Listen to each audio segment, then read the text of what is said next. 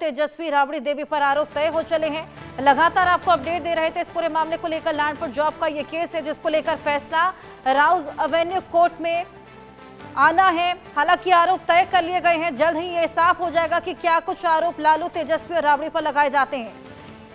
ये बेहद ज्यादा इम्पैक्ट बिहार के चुनाव में डालने वाले हैं। आरोप तय होने पर अब कोर्ट फैसला सुनाएगा।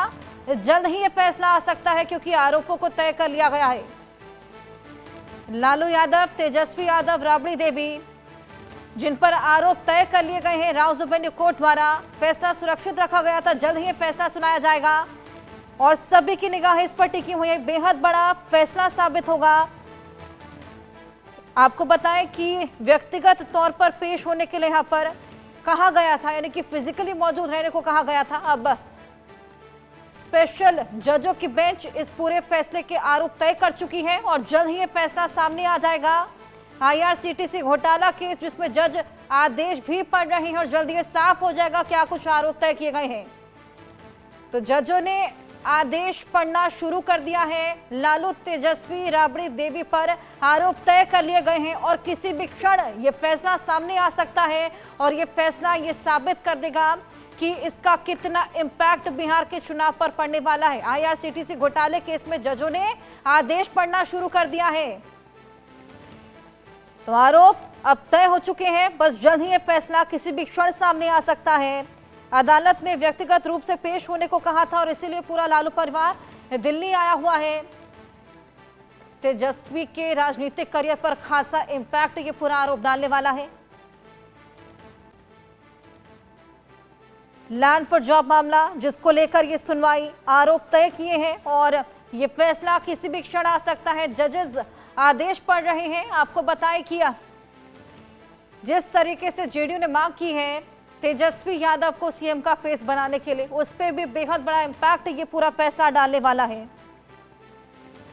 ये पूरा मामला लालू के रेल मंत्री रहते नौकरी के बदले जमीन लेने के आरोपों से संबंधित है जिसको लेकर आदेश जजेस पढ़ रहे हैं। संभव हमारे सहयोगी हमारे साथ लगातार बने हैं। संभव, अंदर खाने क्या खबर मिल पा रही है? बताया जा रहा है कि आरोप तय हो गए हैं और जजेस ने पढ़ना भी शुरू कर दिया है आदेशों को। जी बिल्कुल, देखिए आईआरसीटीसी स्कैम, होटल स्कैम का ये मामला, आरोप तय हो चुके हैं और ये बहुत बड़ा फैसला बिहार के इलेक्शन से पहले। और जज जो थे स्पेशल सीबीआई जज विशाल गोग ने, उन्होंने ये तय कह दिया कि आरोप तय हो चुके हैं और राउज एवेन्यू कोर्ट ने पूर्व रेल मंत्री लालू प्रसाद यादव, पूर्व मुख्यमंत्री राबड़ी देवी और तेजस्वी यादव पर आरोप तय किए। ये इस समय की सबसे बड़ी ब्रेकिंग न्यूज़ है। मैं इस वक्त राउज एवेन्यू कोर्ट से रिपोर्ट कर रहा हूं जहां पर लालू प्रसाद यादव फिजिकली मौजूद हैं, अंदर मौजूद हैं। 410 कोर्ट नंबर में ये फैसला, और हम जिस तरह से कुछ देर पहले बात कर रहे थे कि किसी भी समय फैसला आ सकता है, फैसला आ चुका है। मामला बहुत गंभीर एक तरह से हो गया क्योंकि बिहार का इलेक्शन सर पे है और आरोप तय हो चुके हैं। इसका मतलब क्या है, मैं अपने दर्शकों को बताना चाहूँगा। इसका मतलब है लालू प्रसाद यादव जो उस समय पूर्व रेल मंत्री हैं, उस समय 2004 से 2009 के बीच के रेल मंत्री थे, और उसके अलावा राबड़ी देवी, तेजस्वी यादव, इन पर ट्रायल चलेगा। इसका मतलब ये है आरोप तय हो चुके हैं, अब ट्रायल होगा।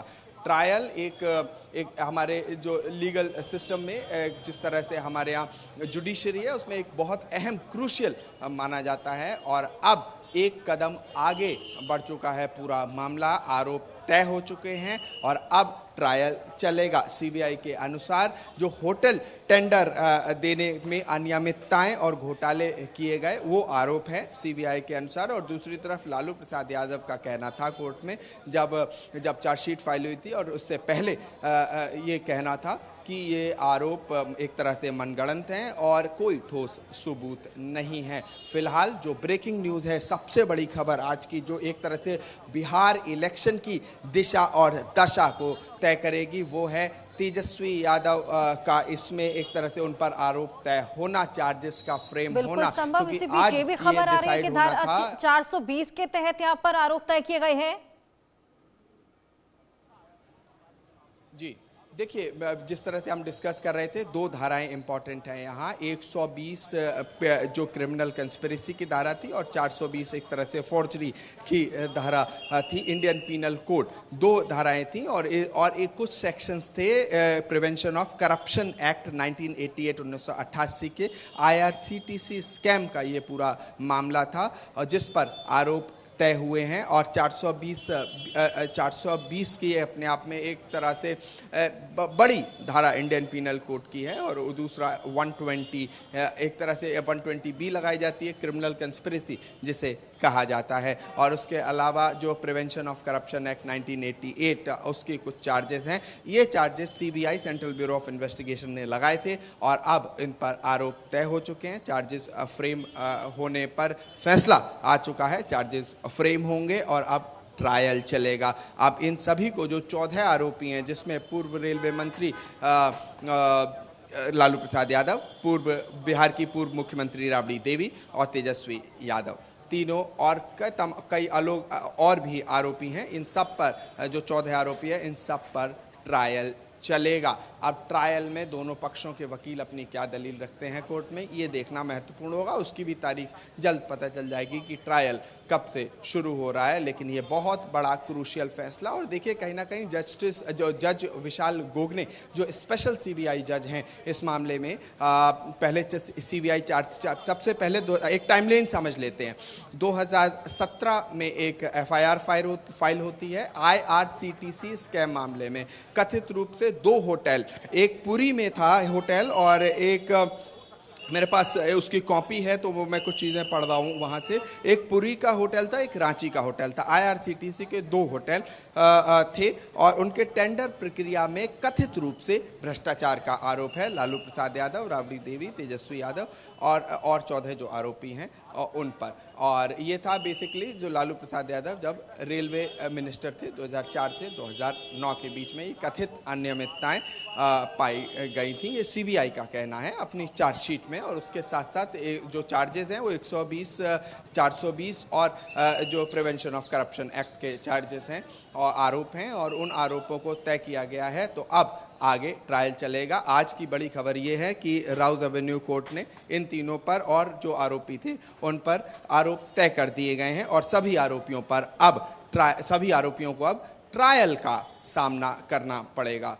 मतलब अब केस बढ़ेगा, एक कदम एक तरह से केस आगे बढ़ चुका है। अब ट्रायल का सामना इन सभी लोगों को करना पड़ेगा। चूंकि बिहार इलेक्शंस हैं, सर पे हैं और उस पर क्या असर पड़ेगा, क्योंकि आज दिल्ली में बताया जा रहा है कि 420 के तहत तो आरोप तय किए ही गए हैं। जिस तरीके से आपने भी जिक्र किया कि 120 के तहत भी यहाँ पर आरोप तय किए गए हैं और अब आप बता रहे हैं कि ट्रायल होगा। ट्रायल में क्या कुछ होगा, मुश्किलें तो बढ़ती हुई नजर आ रही हैं।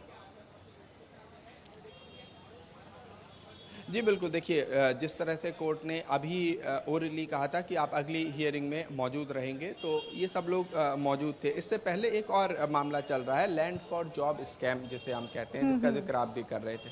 वो इससे थोड़ा अलग मामला है। उसमें भी लालू प्रसाद यादव पे 2004 से 2009 के बीच में जो ज़मीन एक तरह से ली गई और उसके बदले नौकरियां ग्रुप D की दी गई, वो एक मामला है। वो भी कथित अनियमितताओं का मामला है। और ये दूसरा मामला है IRCTC, जिसमें आज चार्जेस फ्रेम हुए हैं। अब इसमें ट्रायल चलेगा। और ट्रायल का अर्थ ये होता है, देखिए, भारत में नेचुरल जस्टिस के प्रिंसिपल को माना जाता है। मैं अपने दर्शकों के लिए बताना चाहूँगा कि नेचुरल जस्टिस का मतलब ये है कि मान लीजिए सामने से किसी ने सभी सबूत हैं कि व्यक्ति ने ये गुनाह किया है, लेकिन उसके बावजूद भी एक फेयर ट्रायल उसका अधिकार है, उसे सुना जाना चाहिए। उसके बाद ही कोर्ट्स फैसला देंगी, भावनाओं में बह के नहीं, इमोशंस में नहीं, ना ही किसी प्रेशर में। कोर्ट्स इंडिपेंडेंटली सबको सुनेंगी, उसके बाद अपना फैसला देगी। और इसीलिए भारत में न्यायपालिका जो है वो इंडिपेंडेंट कही जाती है, अपने आप में पूरी स्वतंत्र कही जाती है। और अब ट्रायल में दोनों पक्ष के वकील अपने अपने क्लाइंट्स के लिए बातें, अपने आर्ग्यूमेंट्स रखेंगे। और जहां पर लालू प्रसाद यादव के वकील भी रहेंगे, CBI के वकील भी रहेंगे। जनरली CBI के पब्लिक प्रोसिक्यूटर्स रहते हैं, स्पेशल पब्लिक प्रोसिक्यूटर्स रहते हैं, या सरकार का कोई और वकील रहता है सेंट्रल ब्यूरो ऑफ इन्वेस्टिगेशन के लिए। अलग अलग कोर्ट्स में, चाहे मामला दिल्ली हाई कोर्ट में हो और चाहे सुप्रीम कोर्ट में हो चाहे लोअर कोर्ट में हो, तो अलग अलग संस्थानों के सीबीआई ईडी के वकील अब उनका पक्ष रखते हैं, उन संस्थानों का पक्ष रखते हैं और यहाँ पर भी अब ट्रायल के दौरान यही सब देखने को मिलेगा। फिलहाल एक तरह से बिहार चुनाव से पहले लालू परिवार को झटका कहा जा सकता है। दिल्ली की राउज एवेन्यू कोर्ट ने चार्जेस को फ्रेम कर लिया है और ये एक कदम आगे बढ़ चुका है मामला। अब पूरा ये जो अक्यूज्ड हैं, जिस मामले में जो आरोपी हैं, वो ट्रायल को फेस करेंगे। बिल्कुल संभव बताया जा रहा है कि ईडी के अधिकारी भी वहां पर मौजूद हैं, क्योंकि इस पूरे मामले को लेकर आर्ग्यूमेंट्स होनी थी और उसी के लिए ईडी के अधिकारी भी पहुंचे हुए हैं लैंड फॉर जॉब केस के लिए।